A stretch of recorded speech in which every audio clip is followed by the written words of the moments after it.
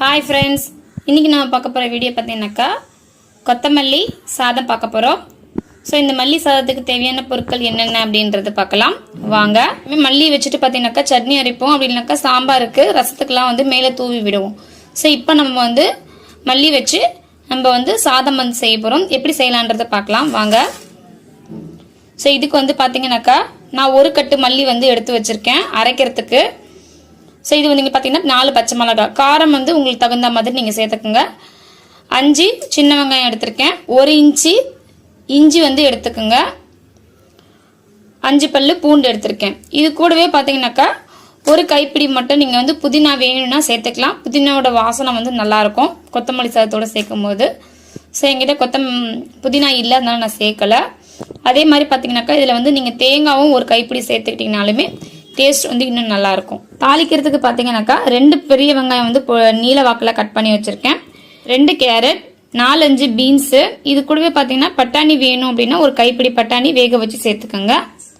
3 பச்சை மிளகாய், மசாலா பொருட்கள் 2 ஏலக்காய், 3 லவங்கம், 1 பட்டை, மராட்டி மூக்கு, ஜாதிபத்திரி, அன்னாசிப்பூ இலை. ஸோ இது பார்த்தீங்கன்னாக்கா இதுதான் மசாலா பொருட்கள். எப்படி செய்யலான்றதை பார்க்கலாம் வாங்க. சோம்பு சொல்ல மறந்துட்டேன். ஒரு 1/2 ஸ்பூன் சோம்பு சேர்த்துக்கலாம். மசாலா சேர்த்துக்கலாம். வெங்காயம் சேர்த்துக்கலாம். 3 பச்சை மிளகாயும் கீரி சேர்த்துக்கலாம். இப்போ சோம்பு சேர்த்திங்கனாக்கா ஃப்ளேவர் இன்னும் நல்லாயிருக்கும். வெங்காயம் மதங்கிறதுக்குள்ளே நம்ம மசாலாவை அரைச்சிட்டு வந்துடலாம். கொத்தமல்லியை அலசி எல்லாமே வச்சுருக்கேன். ஸோ இப்போ இதை அரைச்சிடலாம். பச்சை மிளகாய் சேர்த்துக்கலாம், இஞ்சி சேர்த்துக்கலாம், பூண்டு சேர்த்துக்கலாம், வெங்காயம் சேர்த்துக்கலாம். கொத்தமல்லி பார்த்தீங்கன்னாக்கா வாஷ் பண்ணிவிட்டு இதில் சேர்த்துக்கலாம். வெங்காயம், பச்சை மிளகாய், பூண்டு எல்லாத்தையுமே ஃபஸ்ட்டு சேர்த்துட்டு அதுக்கப்புறமா கொத்தமல்லி சேர்த்துக்குங்க. இல்லை நீங்கள் ஒரு கைப்பிடி புதினாவும் ஒரு கைப்பிடி தேங்காவும் சேர்த்து அரைச்சிங்கன்னா இன்னும் டேஸ்ட் நல்லாயிருக்கும். அது ஒரு டைப்பு. தேங்காவும் புதினாவும் சேர்த்து அரைக்கும் பொழுது அது ஒரு டேஸ்ட்டு கிடைக்கும். தேங்காய் புதினா இல்லாமல் சேர்த்து செஞ்சிங்கன்னா அது ஒரு டேஸ்ட்டு கிடைக்கும். வெங்காயம் வதங்கிருச்சு. இப்போ காய் சேர்த்துக்கலாம்.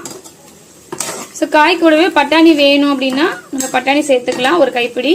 அதே மாதிரி காய் உங்களோட விருப்பம் தான். நீங்கள் காய் இல்லாமையே வெறும் மசாலாவை மட்டும் அரைச்சிட்டு இதில் சேர்த்துக்கலாம். அப்படி இல்லைனாக்கா காய் சேர்த்தும் நீங்கள் செய்யலாம். ஸோ ரெண்டுமே ஒரு டேஸ்ட் கிடைக்கும். காய் வதங்கிறதுக்காக தேவையான அளவு உப்பு சேர்த்துக்கலாம்.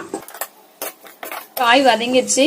ஸோ இந்த காயோட பார்த்தீங்கன்னா நீங்கள் ஒரு கைப்பிடி பட்டாணியும் ஒரு பெரிய உருளைக்கிழங்கு கூட கட் பண்ணி தோல் சீவி சேர்த்துக்கலாம். நான் இன்னைக்கு இந்த மாதிரி தான் சிம்பிளாக செய்கிறேன். உங்களுக்கு தேவைன்னா உருளைக்கிழங்கும் பட்டாணியும் வேக வச்சு கூட நீங்கள் சேர்த்துக்கலாம்.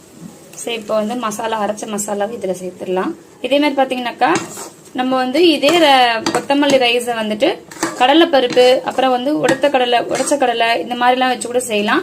அந்த இன்னொரு டைப் நான் நெக்ஸ்ட் வீடியோவில் அப்லோட் பண்ணுறேன் பாருங்க. உங்களுக்கு எந்த ரைஸ் பிடிச்சிருக்குன்னு எனக்கு கமெண்ட் பண்ணுங்க.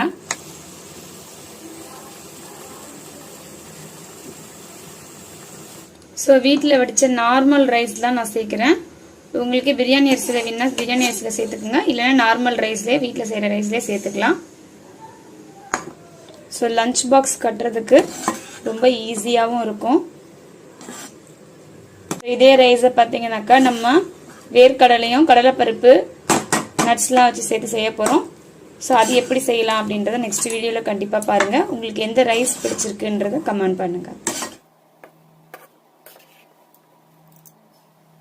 ரைஸ் பார்த்தீங்கன்னாக்கா நீங்கள் 250 ml எடுத்துக்கலாம். பிரியாணி அரிசியும் நார்மல் அரிசியாக இருந்தாலும் சரி. அளவு ஒரு அளவுக்கு. அவ்வளோதான் ஃப்ரெண்ட்ஸ், ரெடி ஆயிடுச்சு. ஸோ பார்த்தீங்கன்னாக்கா லாஸ்ட்டாக முந்திரி தாளிச்சிட்டு நம்ம இது பண்ணிக்கலாம். இது மிளகு முந்திரி, அதனால இப்படி இருக்கு. ஸோ நீங்கள் நார்மல் முந்திரி நீங்கள் சேர்த்துக்கோங்க. இந்த வீடியோ பிடிச்சிருந்ததுன்னா உங்கள் ஃபேமிலி அண்ட் ஃப்ரெண்ட்ஸ்க்கு ஷேர் பண்ணிக்கோங்க. நம்ம சேனலை சப்ஸ்கிரைப் பண்ணிக்கோங்க. Thank you.